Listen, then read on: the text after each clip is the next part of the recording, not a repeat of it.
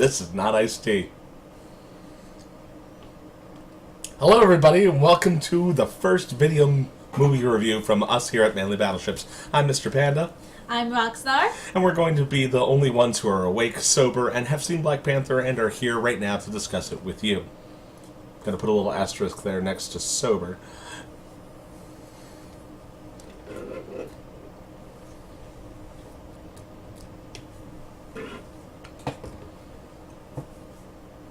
So, first and foremost, the first thing I want to talk about is expectations going into the movie, because of course there was a lot of excitement going out for Black Panther from everybody, and when you build up a movie that high with that with the amount of PR that was going around, there's the possibility that you're going to end up disappointed. So what are your expectations going into the movie?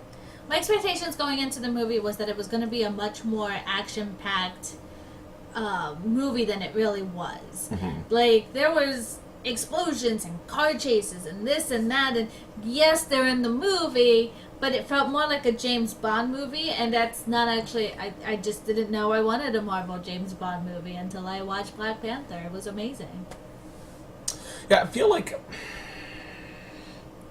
I'm trying to think of the closest Marvel movie to it that I was expecting, and I think that the impression I got was closer to something like the now nearly forgotten Thor Ragnarok, and less to what I've been led to believe would have been the Black Widow movie if they had ever gotten around to making the Black Widow movie. Yeah. You know, lots of spycraft, as you said, the kind of the James Bond thing going on, and you get a sense of a lot of that, especially in the middle of the movie where they're using gadgets, they're using infiltration, they're not coming right out and doing direct combat. Which is kind of a lot what a lot of those previews lead you to believe to expect. Yeah. I was expecting a good movie, and that's more or less what we got. I didn't come out of the movie disappointed in any particular way, unless did you? No, I absolutely loved every moment, loved the movie, loved almost all the characters. I can't say a bad thing about Black Panther. Not one bad thing. Okay, so that's our expectations. That was a brief inspection of how we felt about the movie coming out of it. Overall, positive. So I guess the next thing to talk about would be favorite characters. But before we get to that, I will say we're going to talk a little bit more in detail about the contents of the film, but we're going to leave that towards the end for those of you who haven't seen it yet and don't want spoilers. So we'll let you know when that's going to happen. But for now, we're going to try to keep it as spoiler-free as possible for the first part of the video. So, let's talk about the characters that are featured in Marvel's Black Panther. Yeah, Panda, what was your favorite one? Well, my favorite character was... I just like to think of her as the General, but if I recall correctly, her name is Okoye. And Okoye is played by Danai Gurira. Yes. I'm never going to say her name correctly. Danai Gurira. Okay, Danai Gurira. Got it. Danai Gurira. And my favorite part in the whole movie, one of my favorite parts of the whole movie, is how they resolve a chase scene. And again, this is going back to that whole things you don't necessarily expect to see in a Marvel movie. Actually, no, I can't say that, because now that I think about it, there are a lot of car chases in Marvel movies. There are a lot of car chases in Marvel movies. I'm trying to think if there's a Marvel movie... One that doesn't take place in space, that involve... Oh my god, there's car chases in the space ones. Yeah, there are. Alright, so there are a lot of car chases, and Black Panther is no exception when it comes to car chases in Marvel films. And the way that Okoye manages to resolve this particular car chase was very entertaining for me, and was probably one of the highlights, definitely one of the highlights of the film for me. She's definitely my favorite character. One of my favorite highlights is all the badass women. Like, there are so many badass women. And they didn't do the normal thing where a woman who's a badass falls in love and then will just follow that man to the ends of the earth, even if it doesn't match what they wanted before they fell in love with him. Or just isn't allowed to get involved with anyone in the first place. Right.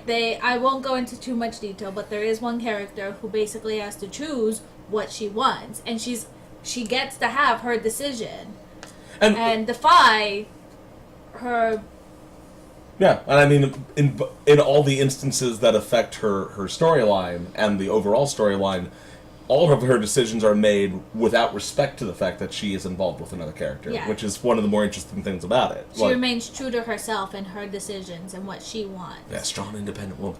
Very strong. Don't need no man. I love that. Just love it. Because usually that doesn't...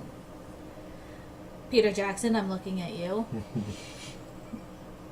I mean, in fairness, that's not entirely his fault. I mean, he was given that script by J.R.R. Tolkien, but the point made all the same. I'm talking about The Hobbit. And speaking about The Hobbit... Speaking about The Hobbit... Moving on. Other characters. This for me was something that was really important to take note of.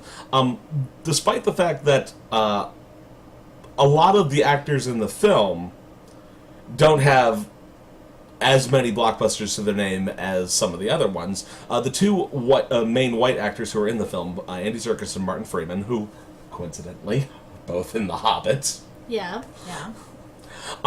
Their roles are relatively minor, and in fact, you could have cut out those two particular actors altogether, and it wouldn't have affected the overall course of the film. And I thought that was something that was really cool because the narrative rests entirely on the black actors, and you have a majority black cast, and that's something that's we haven't seen before in the Marvel universe, and regrettably in a lot of films in general. So that's of course is one of the selling points for the movie for a lot of people is the majority black cast and coming out with a really excellent film product in the end.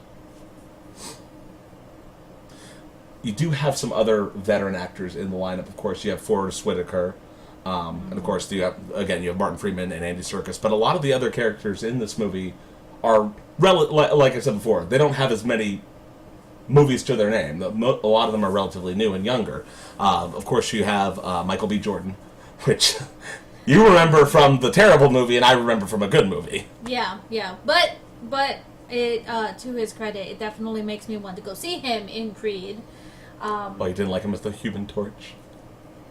I don't think it was him. It had nothing to do with his acting ability or nothing like that. The Fantastic Four, I could do a whole ramble on just how bad that was. But I don't think it was his fault. I really liked him in Creed. And to date, even with this movie, Creed is, I think, still my favorite role for him. But I still think he did a very stellar job for the character that he was given. Albeit... perhaps a little ham-fisted at points. We won't go into that too deeply yet. I don't think his character was ham-fisted. I think it was a little bit hammy there at points. No. Marvel has had hammier villains than him. Oh, definitely. Okay. And I'm talking about this cinematic universe. Even in this cinematic universe, they've had hammier villains. I don't think he was hammy at all. Thanos, I never stood up Mad Titan. Just gonna stay in this chair. Well, how about we talk about favorite characters, then we can move on to spoilers. So. Well, we already did the favorite characters. Oh yeah, we did favorite characters. We were talking about the rest of the cast. I don't think I said mine. You said the general. I did say. Oh yeah, you didn't talk about your favorite actress specifically. Yeah, no, my favorite character of all of them happens to be T'Challa's sister. Help me with the name. T'Challa's sister? Yeah. The awesome sister with gadgets. She has a name, it starts with S. I don't remember what's in my cup, let alone what the sister's name is. I would look over, but somebody put up Facebook.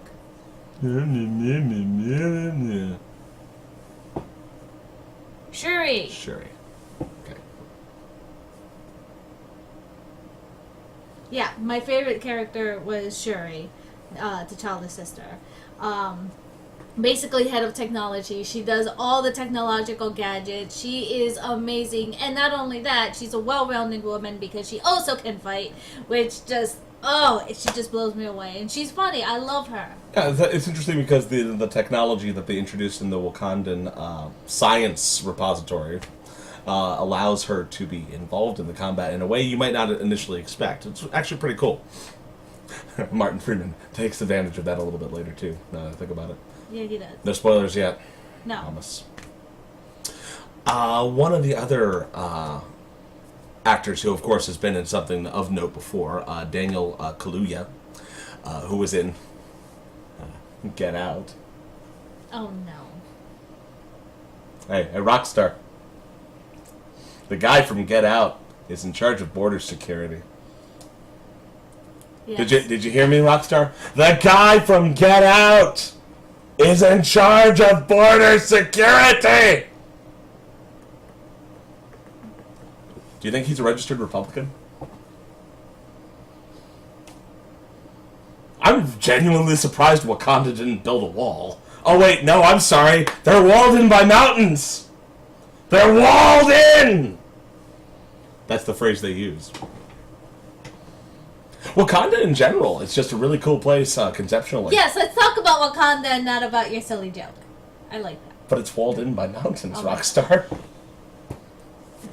Wakanda, which is walled in Actually, by mountains with border security from the guy from Get Out, is a really interesting place. And of course, it's founded entirely by because a vibranium asteroid crashes into a mountain, I guess, and sets them up for life to just harvest vibranium and be this really, really secretly rich nation that's hidden by stealth technology.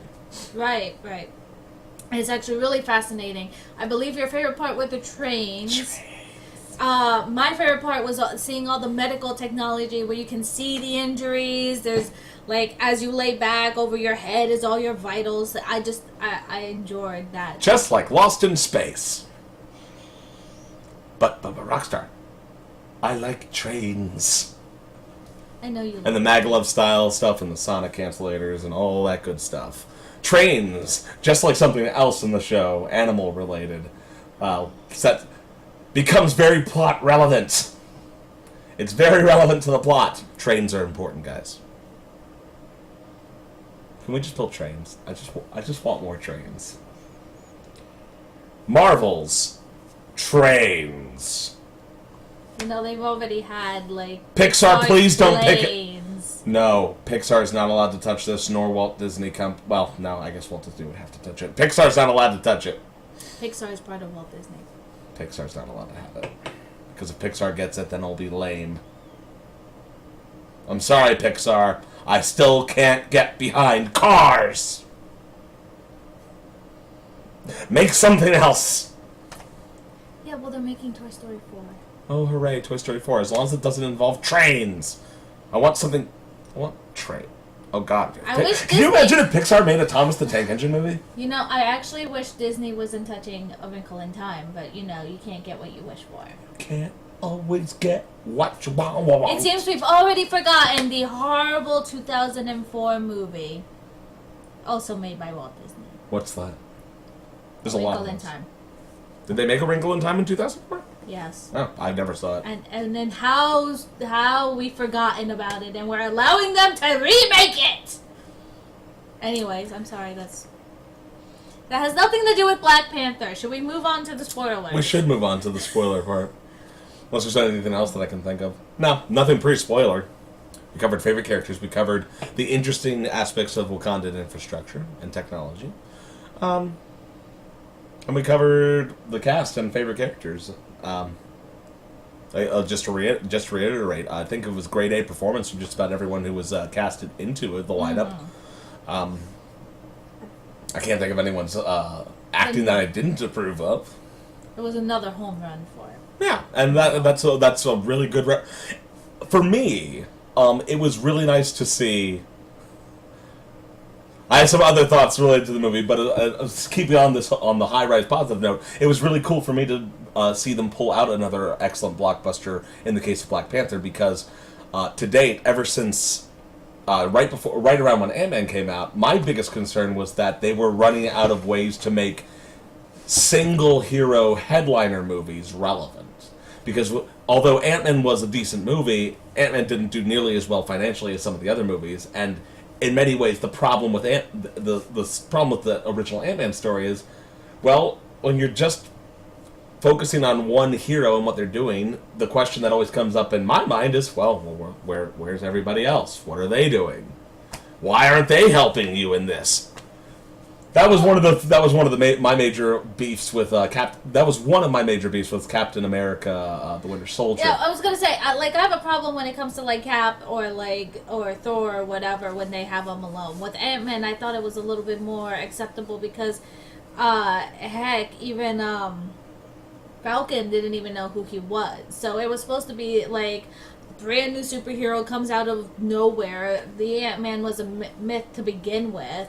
So that's why that one made sense to me. But I can understand why people would have their concerns when it comes to like, well, Cap's fighting this major, Hydra comes around, where's the rest of everybody else? And I can understand that. And I mean, like, that's actually one of the reasons why, unfortunately, I just didn't get around to it. I didn't consciously do it. I didn't get around to seeing Spider-Man Homecoming, and part of the reason was, well, single focus hero. I could never. Spider-Man is my favorite hero.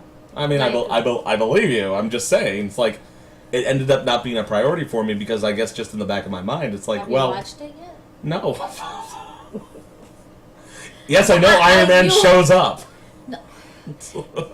He's like his mentor, and not only that, Spider-Man was really good. If you like Thor Ragnarok, you should go. I didn't like Thor Ragnarok. Well, you're horrible. Thor Ragnarok. How dare you not like Thor Ragnarok? No. Oh no, I'm sorry. You're right. I apologize. No, you are absolutely correct. I did like Thor Ragnarok. You said Thor Ragnarok, and guess what? I just helped highlight what I meant when I think I said earlier, when I was equating something to Thor Ragnarok, what I actually meant was Thor the Dark World. The Dark World, that's what I was about to ask you if that's what you thought I meant, and I'm like, no, Ragnarok, yes. That just came out. And as just exhibited by that fact, even I don't remember all the time that it's called Thor the Dark World. The extent of my I remember Thor the Dark World primarily because it impacts Agents of S.H.I.E.L.D. That's about it.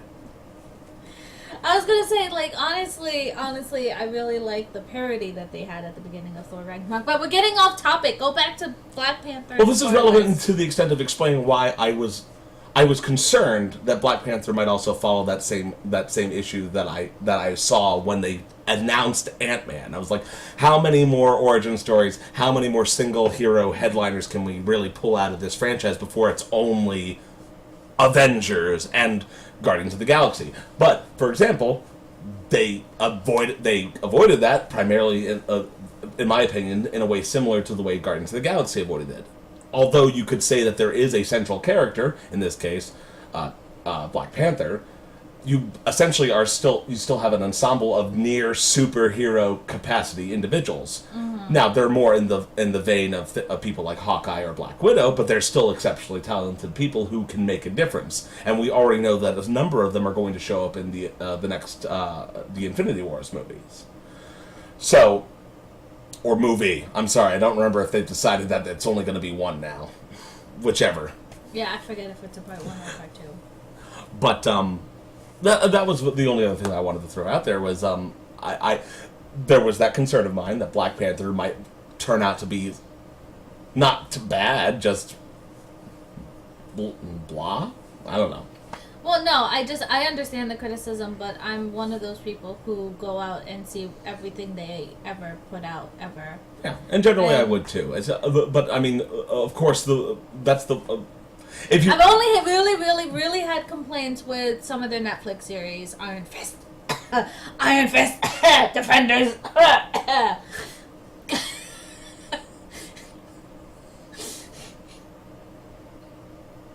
I think the reason why I was concerned, to be more as specific as possible, I feel like my brief and shallow knowledge of comics being what it is, a lot of times what I see is you have a very similar storyline for many characters, just dressed up slightly differently. And I guess that's something I was worried about coming out in a movie like Black Panther was, well, this is essentially just like this other hero, just in Wakanda. And for the most part, I think that they avoided that trap. So yeah. I was overall fairly pleased and not disappointed with it, which is good. I think they've been turning it around since Thor Ragnarok. trying to switch out their game a little more, which is good. So then, Spoilers? I guess spoiler. Spoilers. So now we've reached the spoiler part. So, what did you actually think of the actual plot? We'll start with that question. Why are you making that face? I'm thinking about it. I'm about to say something horrible. You're about to shit on something, aren't you? I'm not going to shit on anything. I enjoyed the film. Uh-huh. It just happened to have a few flaws in it. There comes the butt. I know there was a butt. But Mm-hmm. a giant butt appears above the screen. But There were a couple of things that annoyed me on some level. Yeah. like what? No. How shall I count the ways? Oh my goodness. Just start. All right. Well, let's not tackle the. No. Let's get the negative. You're right. Let's get the negative out of the way. First of all, was there anything at all that bothered you? Any kind of little jumps or inconsistencies in logic or things that just didn't quite make sense? Did someone talk? Did someone give a little too much exposition? Anything? I think I told you this, and I'll keep saying it. I had no problem with the movie, like, at all. I'm going to be alone. Whoa, yeah, you're gonna be the Roxstar. You might be wrong, and therefore should feel bad. Well, I don't, but you can go ahead and tell me why you think I'm wrong. All right. So a couple things that did kind of bother me, that you might one day see showing up in an episode of You're Wrong and You Should Feel Bad. I'm not going to say that for sure, but who knows? You might show up. Yeah, you might see that at some point. So, of course, since you're in the spoiler section, I assume you've either watched the film or you don't care. So, if you haven't watched the film, go watch it. It's really good. I will say this. I wasn't, unlike some people that I've seen comment on it as of this point, I wasn't really, bothered in any way by the subplot with the uncle going to America and wanting to, change Wakandan foreign policy and start helping the oppressed African Americans. But what I was bothered by was the decision of the king to just leave his nephew in America. And I do not feel like that was adequately explained away at all. There's just no rhyme or reason to the decision to leave that kid there. Yeah, now that you mention it. I did it for Wakanda. Why? He was 5. You couldn't teach him in the correct ways of the ancestors? Anyways, and the ways that you think are correct? It's not like, apparently he didn't even have, apparently his mom was gone or dead or something, so it's not like he was... Was his mother dead? He went straight to an orphanage. Oh, yeah, that's So, right. they don't tell you what happened to her, but I assume that it's not like they were going to rip him away from his family and he's going to be missed. Clearly no one missed him. And that honestly kind of bothered me. I was like, when Black Panther confronts his dad about it, I'm just like, dude, yeah, you should be pissed. What the were you thinking, old man? Just to point out, I think the only thing that he mentioned was they wanted to keep up a lie. Nobody, they just abandoned the uncle. I guess they didn't want to, come back with the kid and be like, well, if you left the uncle, why did you bring the kid? Yeah, and I guess I kind of get that, but if that was there's a dozen ways that you could have explained finding the kid and not finding the uncle.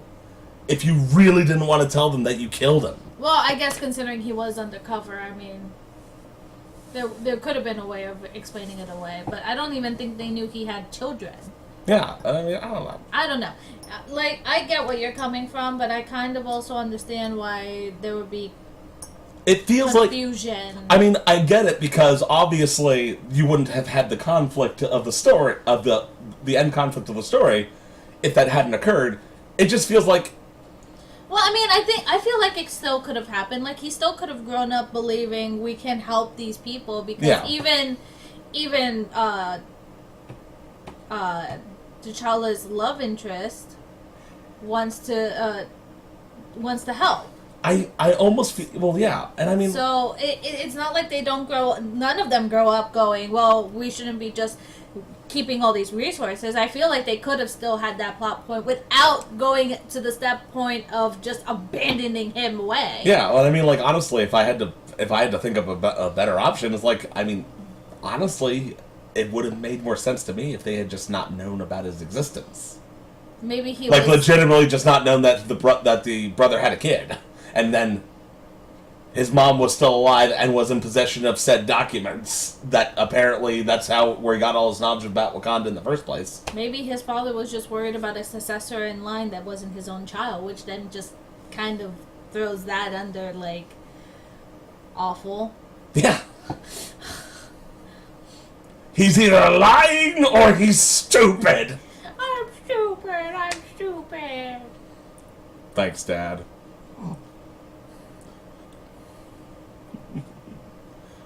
Black Panther, you must take your place in the circle of life. That was a fun little trip to the spirit world thing. I love that part. But then again, I just came. I was waiting for the Coco, giant. so... I was waiting for the face stealer to show up from from the Avatar series. Are you kidding me? I had flashbacks to Coco. Coco, of course. Well, let's see other things that. I believe you had other issues with plot holes. Oh, probably. I usually do. It's what I'm good at. Well, I'm good at poking holes in. Wait. I'm gonna stop talking now. I can poke holes in plots too. That's what I do with my theories, but I don't know. I thought Michael B. Jordan, again, was good, but like I said... Yeah, you mentioned he was ham-fisted. Just a little bit hammy. I didn't think he was hammy. Not to the extent of making him a bad character. But when Michael B. Jordan used the word colonizers, I was just like, what are you talking about? I got it every other time someone said it, but when he said it, it just sounded so weird. I think it's just because you were bothered with that scene to begin with. Which scene? Oh wait, it wasn't in the same scene. The scene where he walks in and tells the king he's challenging him for the throne. Oh, you're right. Thank you for reminding me. I'm a little bit confused about how that whole dynamic works. And since they exposited on so many other aspects of Wakandan society, you would have think they would have at least thrown a little bit of a one-liner in there to explain. When Michael B. Jordan's character comes in to challenge for the throne, it's like I was under the impression. Now, I'll say this much: when they have the opening scene where he ascends to the throne through ritual combat, my mind immediately drew that, oh well, this is going to be relevant later in the movies. So yeah, okay, maybe part of my problem is like slight predictability there, but I won't judge it too hard on that because it was still pretty interesting for me. But yeah, I was like, so this guy shows up out of nowhere, and what are the rules exactly about challenging the king? Can you just do that at any point? Because I was left with the impression that you kind of had to do it there, kind of like, objecting to marriage vows. You kind of have to be like, I object right there. Well, again, to be your devil's advocate, like what I felt was happening there is that was the first time the council had realized that there was an actual rightful heir, because technically his cousin was older than him. But he wasn't the rightful heir to the throne either way. Because the king's son is still the one taking over, and that's the default unless there's a challenge. It's not like there was a presumption. There would have been a presumption that Michael B. Jordan's character, who I don't know why I keep forgetting what his nickname is in this, but I keep wanting to call him Murderface. Killmonger. Eric Killmonger. Eric Killmonger. Eric the Murderface Killmonger. It's like Kilgrave, okay, from Jessica Jones. I prefer Murderface. Marvel has an issue. Taserface. Taserface! Killmonger. Oh, I forgot about Taserface. Real original there, Marvel.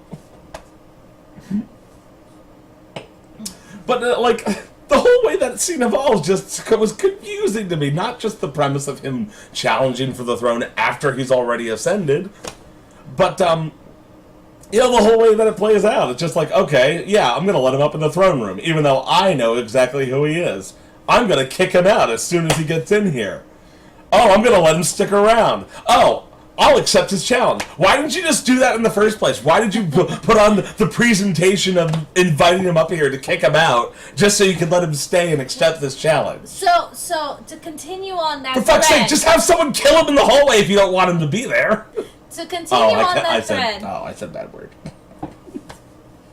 To continue on that thread, okay? What bothers me, and this is the problem that Marvel has with showing trailers from, you know, next movies, is I knew he wasn't gonna die. He gets thrown off the waterfall. He looks like he's like, where is he? There's a new rightful throne to Wakanda, but you knew Black Panther wasn't going to die if you watched the Infinity trailers. He's in the Infinity trailers in his Black Panther costume, so there is no threat of he's going to die. And then they even like have him in the snow. Oh, if you move him on the snow, he's going to die in a minute. It's like, yeah, you're just going to feed him the flower and he's going to come back. Like, just get that scene over with. We all know it's going to happen. There's no reason to like tease us with, ooh, is he died? Is he dead? Is he not dead? Like, I mean, that is a problem Marvel has for, you know. Yeah, a little bit. And I mean, the other part of again, this is actually still connected to what I was already talking about, that the country, this country that has stood for hundreds of years against foreign oppression, that it essentially essentially descends into civil war in the course of 24 hours. That just kind of was like, what? Alright, I get it that Mr. Border Security is kind of upset that his father wasn't immediately avenged the moment his lifelong friend ascends to the throne. I get it. But then Mr. Murderface shows up with a dead body and is like, oh, that instantly means that I'm going to be loyal to you to the end. Even though, by the way, in perfect legal terms, once Black Panther shows back up, that doesn't apply anymore, and they can still do it. Nope, gotta keep serving him. I don't understand how the motivations involved there. How destabilized is Wakanda? Well, I mean, they didn't exactly have the best history either, with the one tribe leaving and then eventually coming back to help. Oh, so I didn't see that one coming. But, I don't know, like, I don't understand his motivation either, because, like, the best part was, you know, it's like, okay, well, if you're not gonna kill, you know, if I can't go with you on this mission, don't kill him, bring him back here alive. He comes back dead, and he's just like, okay. Did you forget that part? Yeah, I know, I remember. Yeah, it seemed like you couldn't really gauge. I mean, you understood that he was upset, but it's not like he was like outraged or anything. And I mean, like, that seems like a really weird tipping point to making him betray his best friend, which is essentially what he does at the end. Well, and I mean, I'm sure it didn't help that T'Challa didn't really explain how he slipped from the fingers, but I'm sure it didn't. But I mean, for heaven's sakes, even Okoye, you know, the badass general who explicitly decides not to help the family because of service to the Wakandan throne, immediately recognizes the legal distinction that he's still alive, and the other guy doesn't. And it doesn't make sense. How, like, there's no setup for that W'Kabi. There's no setup for W'Kabi being so driven for the need. So driven to Murderface that he would not at least listen to his friend. You know, I wonder if they edited out there was a deleted scene where he told him who he was. As far as what? Like, what if Killmonger, before they got to the council, told him, you know, I am not just Wakandan. I am, you know, T'Challa's cousin. I mean, that's possible, but I mean, would that have really? I mean, what real effect should that have had on the narrative? The fact that their original king was an asshole who left this kid basically in America with no parents, no nothing. So it wouldn't have just been introducing himself. It would have Well, essentially been either explicitly or by implication explaining exactly what happened with them in America. Exactly. Okay. I mean, imagine T'Challa, how angry he was. How angry will W'Kabi be finding out that this kid was abandoned in America, even though he was a Wakandan citizen? Yeah. So, like, it would have been more of the sins of the father kind of shoved up in the face. I wonder if that was a deleted scene that they edited out and it just doesn't But even then, flow the same way. But even then, do I don't remember. I mean, I'll confess that I might have missed it. But did W'Kabi ever once express expansionist tendencies in the movie leading up to the ascension of Murderface? I'm just going to keep calling him Murderface. The only one who expressed any kind of outreach was Nakia. Yeah, that's what I'm getting at. It's like, And she Mr. wasn't- Border Security, Mr. I'm gonna sit on this wall and keep out all the white people. Just think it's keeping out the world, not just the white people. It's keeping out the white people and poor Africans. Oh yeah, because he did say, oh wait, there was that conversation he had in front of the Rhino, remember, where he talks about how if we open up our borders to the refugees, we're not bringing... It was essentially a conversation where he's like, well, we're not bringing in our best if we do that. And I thought he did say something like that. So, what, literally, what basis does he have to support Murderface at all? It doesn't make any sense. I'm telling you, the only way it makes sense to me is if off-screen he told him who he was. And that's enough to completely turn around a guy's politics. Well, good to know. I mean, Because that's exactly what happened in Mississippi. well, T'Challa changes his whole viewpoint based on what his father did to him, too. But he's initially sympathetic to the idea. He didn't say, oh, I don't want poor people coming into the country. I guess. So yeah, that's basically my miniature list there, preliminary list of okay things that don't entirely make sense here, but okay, I'll get over it for the most part. There was a minor plot point that I just realized that it kind of upset me. What's that? Well, Besides abandoning the kid. Everett Ross. He's chasing after Claw this whole time, right? That was the establishing scene from the very beginning. The CIA was there to make a deal with Claw for the vibranium. For the vibranium. Yeah. Right. So, if he knew that Killmonger was an agent of, like, it was one of their guys, how would he not know that he was working with Claw too? To steal that same thing that he was bargaining for. I think that I could interpret it, as you get the I got the impression immediately that it's not like they are working on the same team, but because Martin Freeman's character is so well placed, he's able to identify him because it sounds almost like he's an ex-agent, like the way he talks about him. Because he talks about his career going through the military, then joining the CIA, going into I think it's Jazrock, which is like a CIA Special Forces essentially, and but it's all talked about as if it was past tense.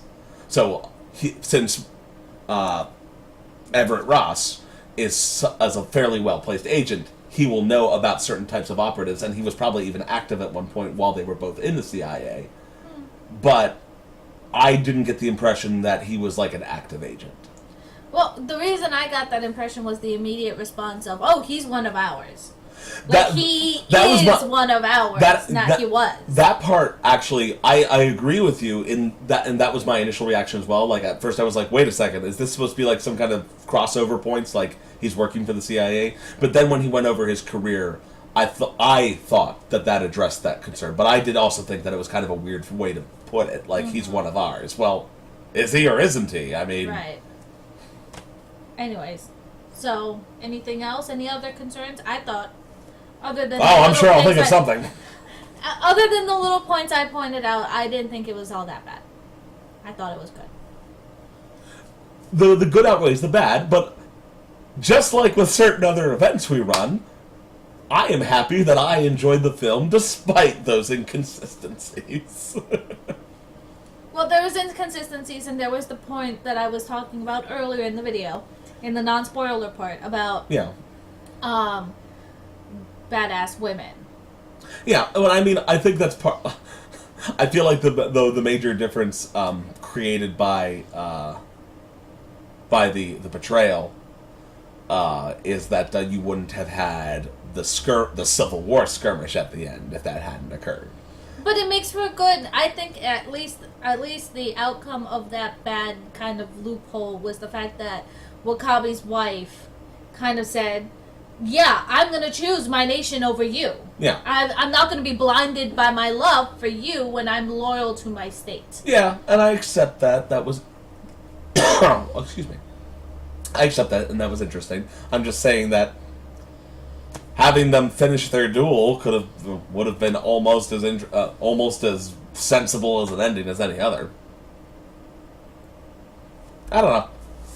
I am pleased that that an inconsistency facilitated a good plot point. If it was a Peter Jackson film, she would have needed a man to come save her. Oh boy. What? It's true.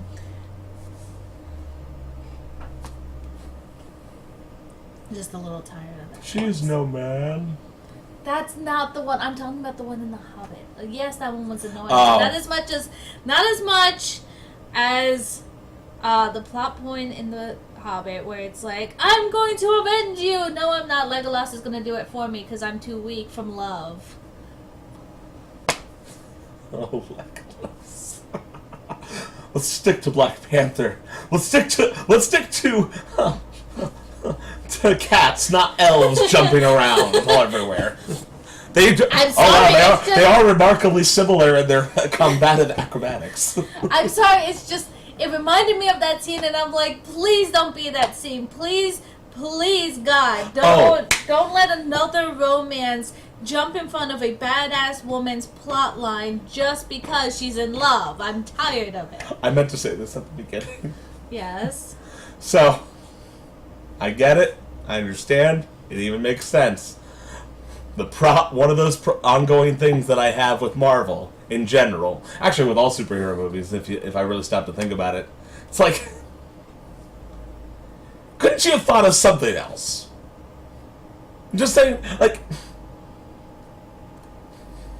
where are you going with this?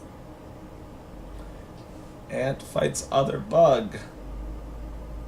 One fights another. Oh, Black Panther comes in? Well, who's his enemy gonna be? Another jungle cat. Oh, okay.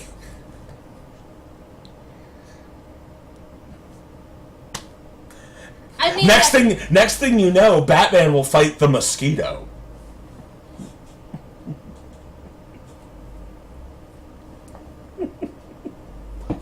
Because bats eat bugs.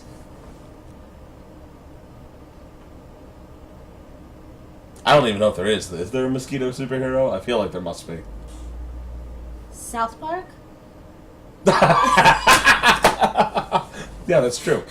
I mean, honestly, I wouldn't put it past Marvel. Oh no, I'm sorry. It wasn't Marvel. It was DC. DC had the Green Banjo, who sent secrets to the Soviet Union on his banjo. That one's new to me. I know about Polka Dot Guy and some other random people, but... And don't forget that squirrel Green Lantern. Well, I mean, Marvel has Squirrel Girl, so... Oh, that's true. I mean, I guess you can say they're breaking form with Thanos. You mean Stone Cold Thanos? Well, I mean, let's see. Spider-Man fought Vulture. Who's Vulture? I haven't seen Homecoming. I know you haven't seen Homecoming. Oh, okay. Thanks for spoiling it. You should find that Actually, out I in the guess trailers. I guess I should give them that. Technically speaking, Spider-Man's main villain is is Green Goblin. So I mean, goblins and spiders don't really have anything to do with each other. Green Goblin wasn't in Homecoming. Well, I know Green Goblin wasn't in Homecoming. It would be really dumb if they made yet another Green Goblin. Considering what they did with the last one. Yeah, like. I hate you. You killed my father. The butler comes in. No, he didn't. Okay, I'm his friend again. Well, final thoughts, summaries. We need to stop talking about other movies. This is the part that gets us all the views, the ad money. Ring dollar bills. Despite your complaints, I enjoyed the movie. I had fun. Despite my reasonable observations, I too enjoyed the movie. It's definitely worth watching. In theaters. In theaters. We did not watch it in 3D. Oh, that's true. Do you think that would have made a difference? That's actually a really good question. I usually try to plot about that. I'm not sure. I usually watch almost all the Marvel movies in 3D, just because. Like, I watch it 3D and then 2D. Most of the times I feel 3D is worth watching a Marvel movie in. But the problem with this movie is, despite us living in a small town, 2 of them sold out. And seeing as we not only had to watch 1 movie today, we had to go to 2. It's a secret for next time. Yeah, for next time you'll get to see what the other one was. But because we had to watch 2, we couldn't go watch it in 3D this time. So, I feel like the only scene that might have made a difference on was the scenery scenes for Wakanda. Because I mean, I could definitely see that adding a nice visual element when you fly over the city or when you go up when they show us all the big waterfalls. But I don't feel like there was many other points in the movie where it would have made that bit much of a difference. It's not like like in James Cameron's Avatar, where literally that makes it a whole different viewing experience. That was just, if you never got to watch Avatar in 3D, that was the most beautiful 3D experience I think I ever had in the theater. But no, I think that there were other moments, like when Black Panther jumps over the car and flips around and then lands. That would have actually made a difference a little. I've watched a lot of these movies. Well, so have I. But because I'll tell you, the reason I started watching Marvel movies in 3D was when they did the first Avengers, when Hulk runs through the helicarrier. Mm-hmm. That's really scary in 3D. I don't know why. So that's what made me start watching them in 3D. And there are other parts where, like, the flying scenes, I can definitely agree. But I don't think this one really... It was so much more of a James Bond-ish movie that I'm glad we watched it in 2D and not 3D. Yeah. Alright, well, I mean, that's it for me. That's it for me. So, there you go. Movie review for Black Panther from us here at Manly Battleships. Hopefully you've enjoyed the film already, and if not, hopefully you got something out of this video to make you want to go see it. Mm-hmm. And this will not be the last one, for better or for worse, for movie reviews. So we appreciate your time, and hope you have a wonderful rest of your day. I'm Mr. Panda. And I'm Roxstar. Manly Battleships wishes you a great day and great movie viewing.